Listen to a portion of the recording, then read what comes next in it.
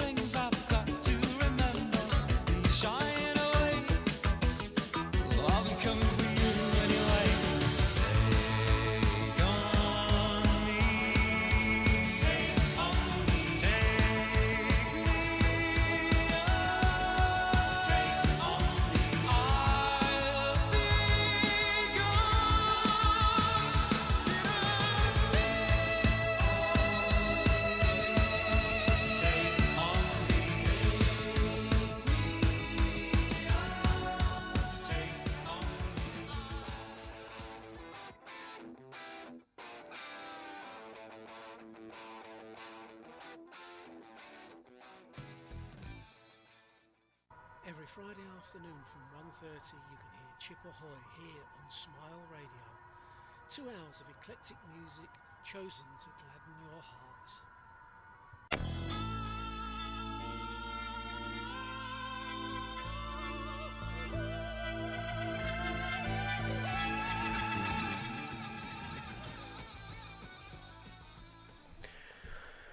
We are back. We're back. So go on, we'll get straight into what Ben said. Dele Alli obviously left out by Mourinho.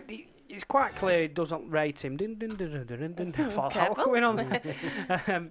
They're left out by Mourinho. Doesn't like him. Dele Alli's at a bit of a crossroads in his career because this next move for him is a massive one if he is to leave Tottenham. He's still relatively young. He's got. I'm not sure. I don't think he's as young as what people think he is. Let's have a look. Dele Alli. Thing is, he's another one who's on his day. He's brilliant. Yeah, but it's He's just 24, not. so youngish. He's still got 10 years of it in him. Yeah. He's a player that flits in and out of games too much. I don't think he's. Oh, excuse me. I'm just knocking my microphone off. For me, yeah, obviously he's been left in and out of squads. He's never really kind of cemented his place, and so he's not had the consistent game time that he needs to improve his game. And I think he is a good player. And like you said, Richard, on his day he is. He's class. He's I like fantastic. him, on his And day. he would get into any side, but obviously Mourinho's come along and he's not getting into the side for some reason. So yeah, he needs to. I mean, there's talk of him, I think, going to PSG. Well, I've seen clips of this documentary on about him. Mourinho pulled him in, picked him in his first team, so he hasn't hung him out to dry from the get-go. He says, look, this is my best team. And he's picked Dele in his office, and he said to Dele, he says, is it upfront and honest? Great conversation. He says, look, Dele, you're a really talented player. You're in my team because you're best player for that position. But you're not a good trainer.